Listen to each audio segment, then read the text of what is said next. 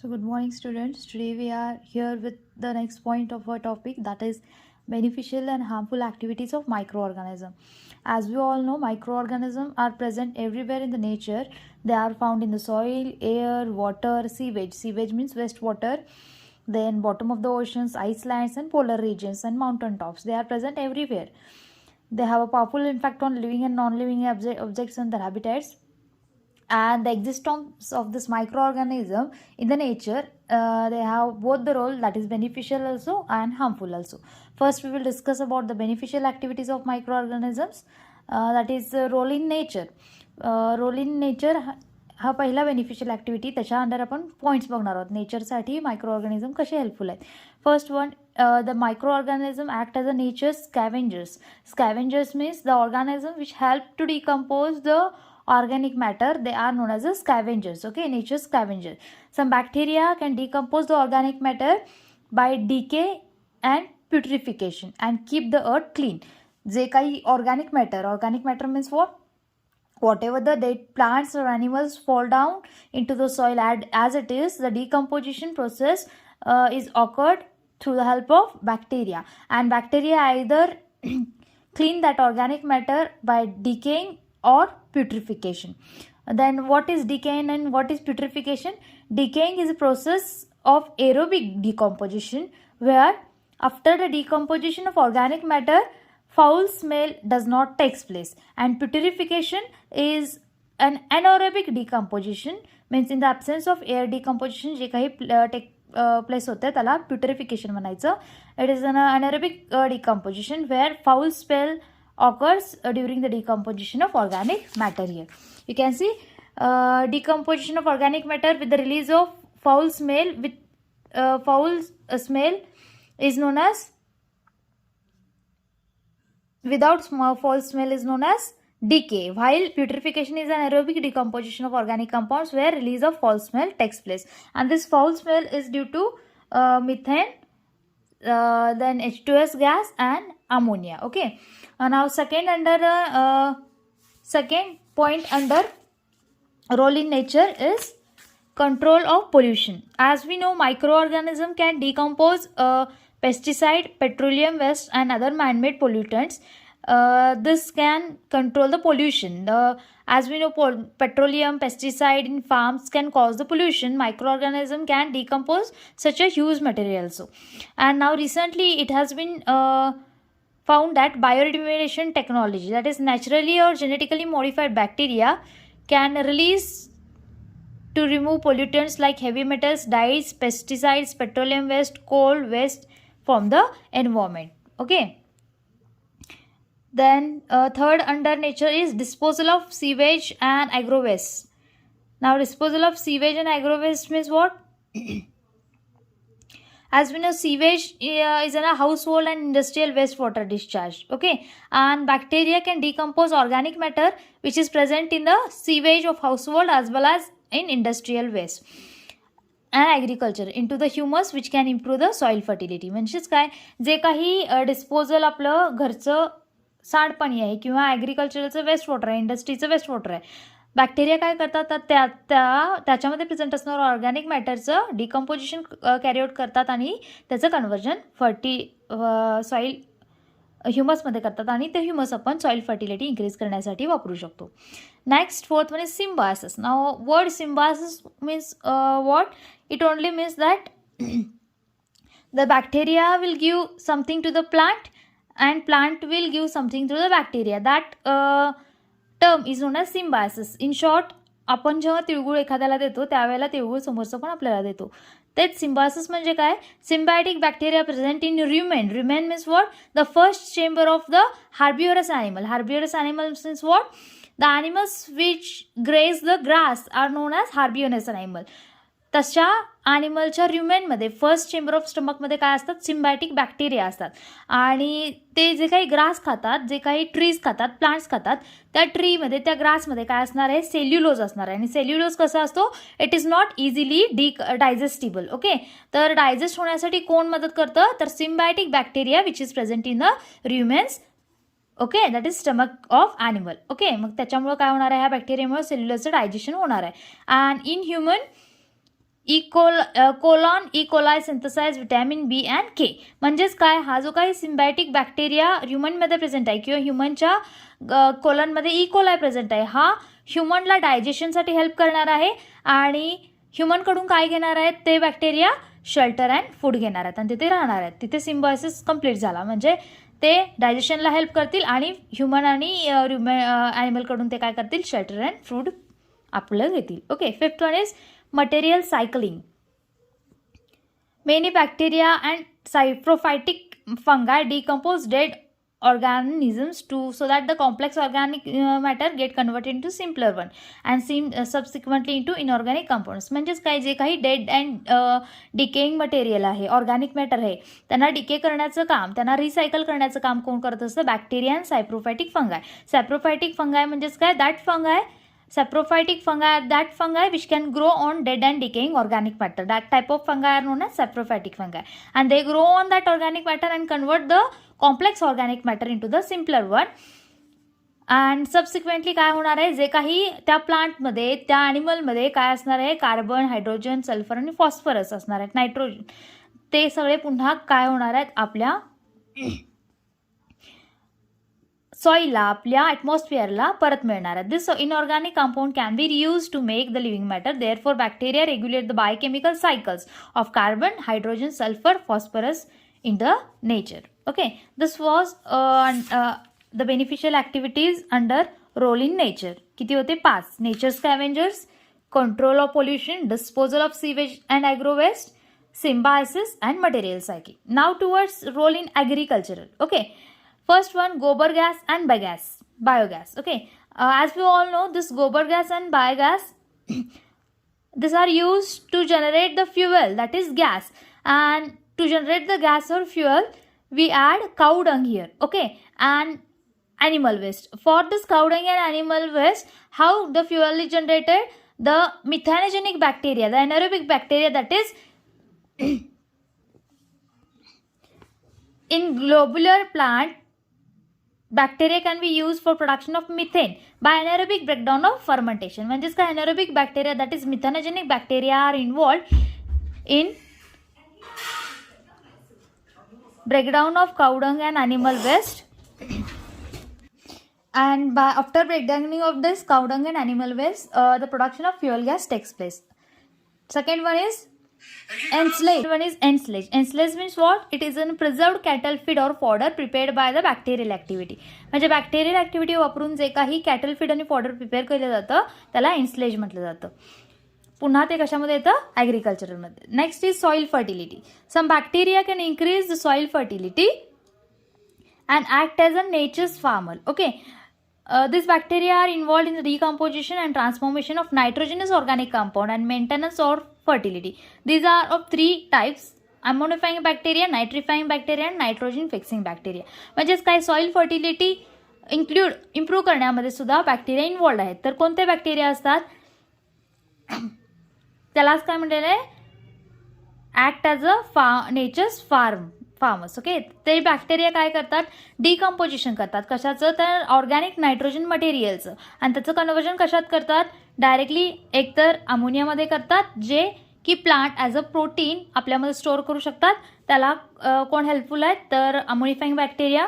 नंतर जे काही फॉर्म झालेला नायट्रेट असतो त्याला कन्वर्ट करण्यासाठी नायट्रिफाईंग बॅक्टेरिया आहेत आणि नायट्रोजन फिक्सिंग बॅक्टेरिया आहेत, जे काय करतात, ॲटमॉस्फिअरमधलं नायट्रोजन प्लांटला फिक्स करतात. For example, nitrogen fixing bacteria are azotobacteria and rhizobium. Next one is biopesticide. Many microorganisms act as a biopesticide and they are used to protect vegetation from damaging pests. Okay. खूप सारे organism आपण biopesticide म्हणून वापरू शकतो जे कोणाला harm करत असतात व्हेजिटेशनला. तर बायोपेस्टिसाइडचं एक्झाम्पल आहे trichoderma. Okay. We can use trichoderma as biopesticide. Now towards the third category, that is role in industries. Now we have seen role in nature, role in agriculture. Third one we are going to see role in industries. Okay. Fiber rating. Now what is by fiber rating? It is a process by which commercial plant fiber like jute, flax, hemp are separated by bacterial decomposition of pectin substance that hold the fiber together. म्हणजेच काय, इथं काय केलं जातं? Fibre rating म्हणजे काय, प्लांटमध्ये काय असतात, फायबर लाईक ज्यूट, फ्लॅक्स आणि हेम असतं. याच्यामध्ये ह्यांना एकत्रित करून ठेवणारा सबस्टन्स कोण आहे? पेक्टिन आहे. तर बॅक्टेरिया काय करतो? ह्या पेक्टिनलाच काय करतो? डिकम्पोज करतो आणि काय करतो ते फायबर सेपरेट आउट करतो. Okay. Then leather industry, that is tannery. In leather industry, removal of hairs, fats and other tissues from the raw hide is done by the bacteria. जे काही एखाद्या ॲनिमलच्या स्किनवर हेअर असतात, फॅट असतात, tissue असतात, ते remove करण्यासाठी bacteria पुन्हा use केलं जातो. आणि जे काही क्लीन केलेलं लेदर आहे ते पुन्हा काय केलं? क्लीन हाईड टॅन लेदर काय केलं? पुन्हा फर्दर यूजसाठी वापरलं जातं. Next one is curing. Curing means it is a removal of bitterness and to give unique flavor and aroma to tea, coffee, tobacco and cocoa. काही बॅक्टेरिया क्युरिंग प्रोसेसमध्ये वापरले जातात. कोणाच्या क्युरिंगमध्ये? टी, कोको, कॉफी अँड टोबॅकोच्या. तर curing म्हणजे काय? बिटरनेस त्याचा घालवणे. ओके. आणि त्याला युनिक फ्लेवर देणे. Next one, biodegradable plastic are prepared from polyhydroxy butyric acid, that is PHB, that act as a reserve fatty acid in bacteria. बॅक्टेरियापासून काय बनवलं जातं? बायोडिग्रेडेबल प्लास्टिक्स बनवले जातात. आणि ते कशापासून बनवले जातात? PHB, polyhydroxy butyrate, beta hydroxy ब्युटॅरेटपासून. आणि ते कोणाच्याच असतात? तर फॅटी ॲसिड्स इन बॅक्टेरिया. ह्याच्यापासून बायोडिग्रेडेबल प्लास्टिक आपण बनवू शकतो इंडस्ट्रीमध्ये. Next one, dairy products. As you all know, in home we prepare the curd from the milk. How it is prepared? lactic acid bacteria convert the lactose. Lactose is a milk sugar which is present in a milk. Lactic acid bacteria will convert that milk sugar lactose into lactic acid, and this lactic acid will help to curding of milk protein known as casein. म्हणजे एकदा का त्या milk protein केझिनचं कर्डिंग झालं की मिल्कचं conversion कशात होतं? कर्डमध्ये होतं. And mixture of fermentation of milk by lactic acid bacteria and is produce kefir and kumis. These are the mild alcoholic beverages which are produced using lactic acid bacteria. And जे काही आपल्या चीजला large holes पडलेले असतात, Swiss पडलेले असतात, that is due to release of large amount of carbon dioxide by Propionibacterium shermanii. Okay. जे काही प्रोफिनोबॅक्टेरियम शर्मिनी आहे हा कशात यूज केला जातो? चीज प्रोडक्शनमध्ये यूज केला जातो. आणि हा काय करतो? It produces large number of CO2 and in the cheese, and due to large production of CO2 in the cheese, त्या चीजला कसं असतात? होल्स असतात. नेक्स्ट वन इज बायोलिचिंग और bio mining. Now bioleaching or biomining means what? Bacteria are used to recover the metal like zinc, nickel, copper, etc. Okay. Low grade जे काही ores आहेत त्यांना लीच आउट, लीच म्हणजे काय? Remove out करण्यासाठी काय केलं जातं? बॅक्टेरियाचा यूज केला जातो. आणि त्याला सोडून विचार economically profitable and precious metals like gold and silver are obtained through bioleaching of pyrite ore and iron sulfide respectively. Okay.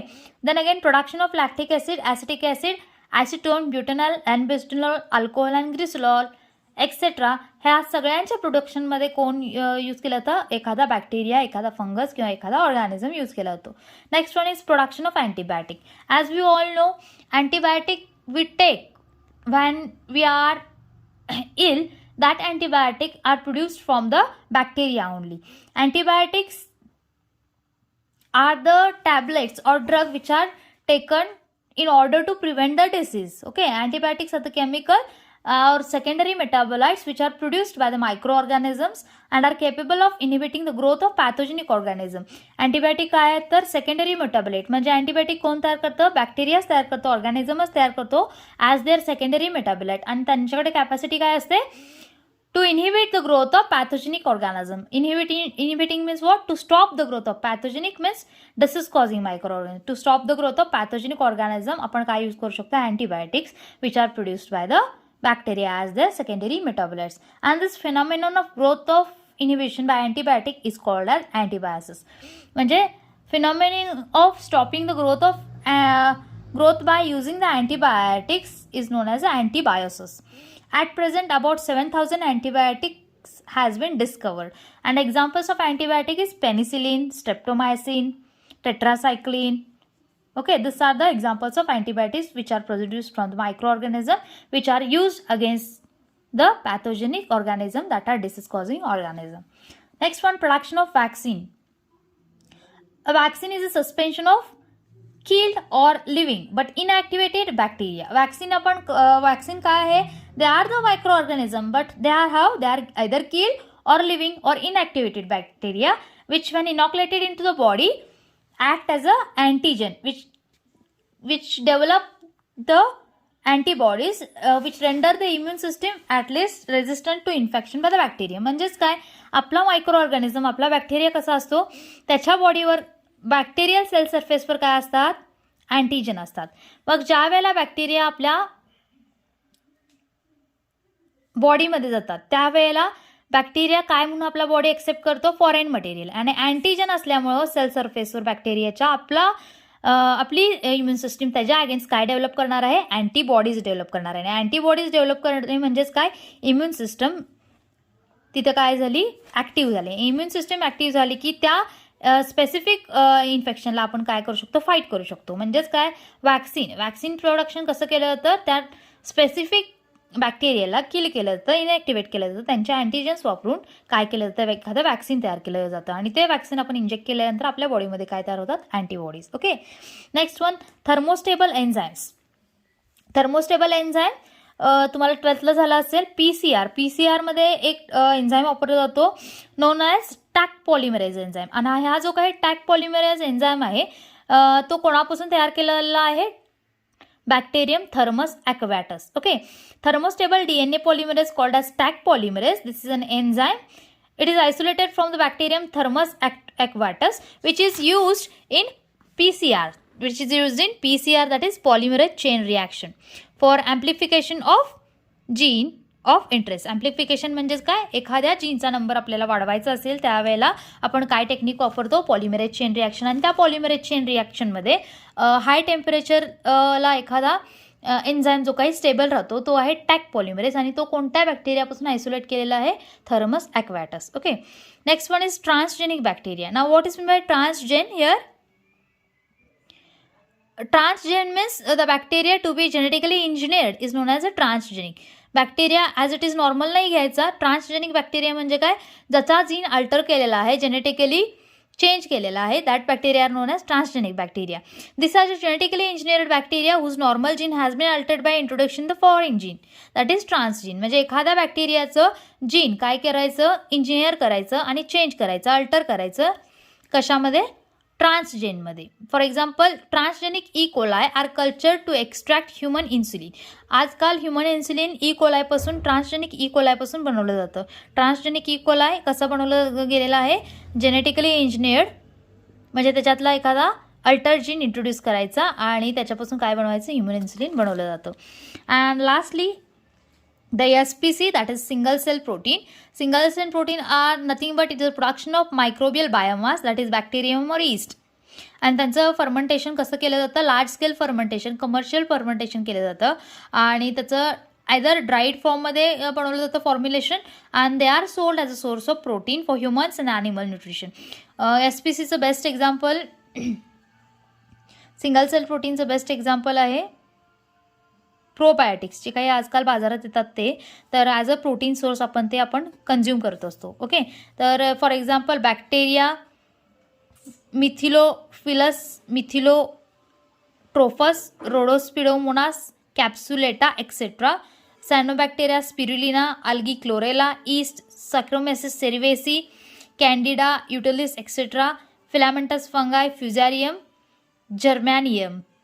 These are some of the examples of single cell protein which are used as a source of protein in human as well as in animals. Okay, thank you.